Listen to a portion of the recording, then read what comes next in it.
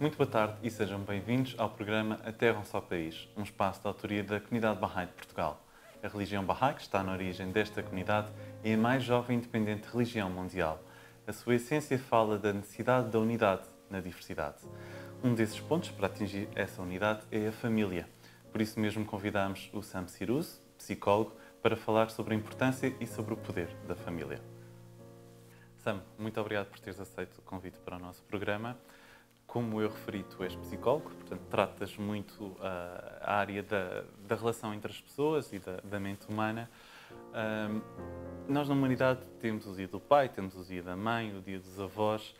Podemos dizer que o ser humano é um ser essencialmente de família?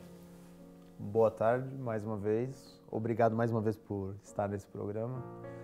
O ser humano é um ser essencialmente de família? É uma ótima pergunta. Abdu'l-Bahá, que é considerado o exemplo perfeito e o único intérprete autorizado da fé Bahá'í, ele diz que há muitas espécies no planeta que conseguem viver isoladamente. Uma árvore consegue sobreviver sozinha se tiver a terra, o sol, mas não o ser humano. O ser humano precisa de outros seres à sua volta, porque se nós formos pensar bem, o que significa a palavra existir? Existir, exit, tem a mesma origem etimológica, é sair de mim. E eu só saio de mim ao encontro de outro. E eu preciso de um espaço, e o primeiro espaço que isso acontece, que eu vou ao encontro do outro com tranquilidade, com calma, com felicidade, é o espaço do afeto familiar. Portanto, o ser humano tem que viver em família. É quase algo físico, digamos. Biológico. Biológico, era a palavra que estava à procura. E a própria família é também um elemento básico da sociedade. Sim, se a nossa sociedade formos pensar como uma espécie de um grande organismo, um grande corpo humano interligado, e o planeta Terra é um só país, não é o nome do programa, se nós formos pensar assim, a célula básica desse organismo é a família. A pedra fundamental é a família. Então, como é que eu posso esperar que a paz prevaleça no planeta se muitas famílias não vivem em paz? Se muitas famílias têm conflitos internos por resolver? Então, como terapeuta de família, muitas vezes o processo é esse. Não é necessariamente ajudar que a paz no mundo seja estabelecida, mas é ajudar que a paz nessa base fundamental, nesse pilar da sociedade que é a família, seja estabelecida. E as pessoas saibam se escutar, saibam conversar, saibam, mais uma palavra interessante, diálogo. É uma relação de dois lados, uma lógica de dois lados, o dialógico. As pessoas precisam encontrar esse espaço de diálogo. Casais que não conversam um com o outro. É muito desafiador isso, e se nós conseguirmos desenvolver essa capacidade de comunicar, de pôr em comum pessoas da mesma família, nós conseguimos naturalmente com outras pessoas e outras famílias e outros contextos, e melhoramos o país e o planeta, consequentemente. E para termos uma família que viva em harmonia, é essencial a educação, que é também um princípio básico da religião Bahá'í. Qual é que é então a importância da educação no seio de uma família? A educação é fundamental. Inclusive é por isso que é um dos princípios basilares da fé Bahá'í, a educação compulsória, a educação obrigatória.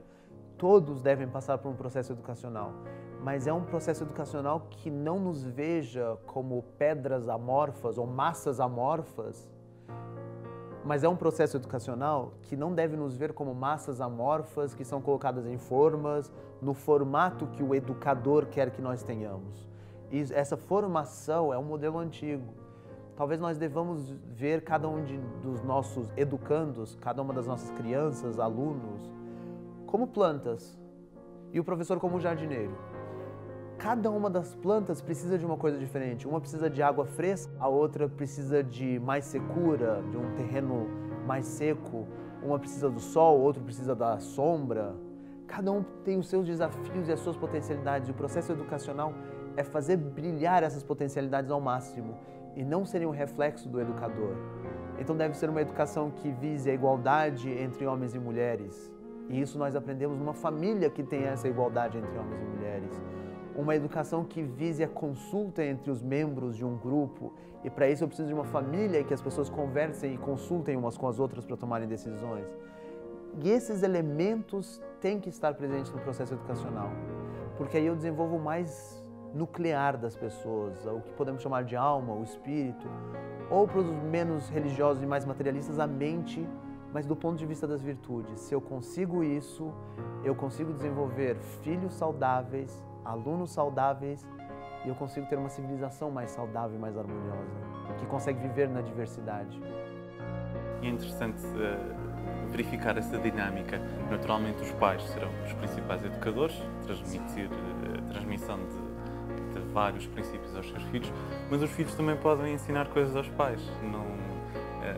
Não é estanque, não é de baixo para cima. Não, a relação é sempre dialógica, de diálogo, de duas lógicas. E à medida que os anos vão passando, os filhos também ganham mais autonomia, ganham mais liberdade e, consequentemente, mais responsabilidade. Então, eles se tornam agentes ativos do seu aprendizado. E num sistema familiar, eles acabam influenciando também, porque eles são seres únicos e irrepetíveis. Eles pensam com a cabeça deles e vão influenciar tomadas de decisões, processos na família, inclusive, por vezes, ideias que os pais tinham que percebem que não são mais ideias que devam ser aplicadas nesse momento, porque, como Baha'u'lláh sabiamente diz, cada alma tem a sua real necessidade, cada era tem a sua aspiração. Então, o nosso foco deve ser em suprir as necessidades dessa alma para resolver os problemas desta era. E isso acontece quando sabemos lidar com a experiência dos pais e com a iniciativa e a engenhosidade dos filhos nessa nova era. E aí nós, nessa conciliação, conseguimos o progresso. E assim temos uma família exemplar em que cada membro da família tem o seu valor e o seu potencial cumprido. Sam, muito obrigado.